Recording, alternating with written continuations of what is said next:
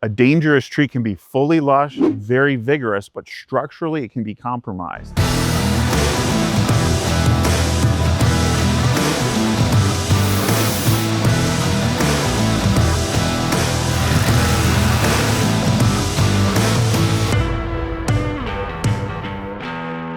So answering the question, what is plant health care?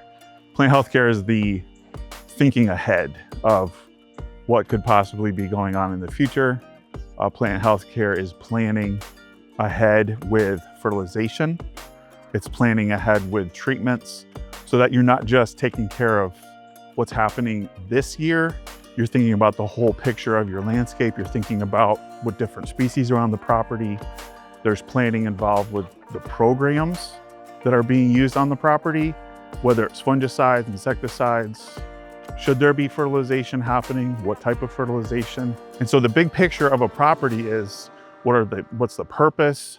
What are we doing with these? Are these supposed to be screening? Are they supposed to be providing shade? With plant health care, you're considering which plants are on site, what is their potential with the site characteristics, and how to achieve those goals. Homeowners can tend to miss upper canopies of trees. When they look out at their yard, most of the time when I'm talking to people, they're focused at the ground level. They're not actually looking up into the air.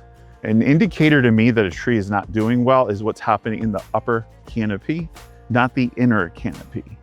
Inner canopy dieback is normal, where a branch can be shaded out and the tree will self-prune. And then people will see that and think something's wrong, but they'll miss that upper canopy dieback where the tips themselves have started declining. And when a tip is declining, that's an indicator of significant root problems. What I find that I tend to notice about trees and shrubs that homeowners will miss has to do with structure, the structure itself of a tree. There are root problems that you get used to seeing that are normally hidden under mulch, and an upper canopy will grow differently if it's got a root problem. Something else I tend to notice that homeowners will miss is whether or not a tree is safe. Sometimes you can tell it's not healthy, but a healthy tree can be dangerous.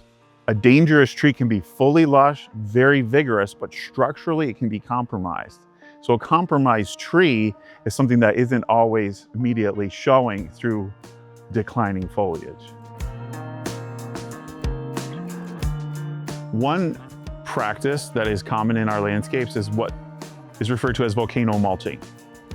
It's piling up mulch on top of the root flare.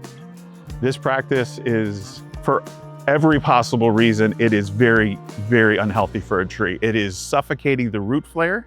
It is creating further conditions for insects, diseases, and something we call girdling roots. A root flare on a tree or a shrub is meant to breathe. And if it cannot breathe properly, then you're gonna have constriction and sap flow issues and disease propagation. And so volcano mulching is a practice that is very common and yet needs to be stopped. And it often takes some corrective measures to get a root flare back to where it's supposed to be. As we observe what flushes out in the spring after bud break, the growth that we see in landscapes is growth that was prepared ahead of time last year. In the world of arboriculture, we call it determinate growth. A plant is growing off of last year's reserves. So you're seeing in the canopy of a plant or a tree what was happening underground last year. And so a canopy that is in decline this year, but that looked fine last year, if you walk out in your front yard, look up and see a canopy that looks like it's starting to get really thin, that's telling you that last year the root system started going in a bad direction. A lot goes into plant health care, and not one size fits all when it comes to plants. Certain common treatments may actually not be great for certain species. And so it's a whole big picture going into the plants.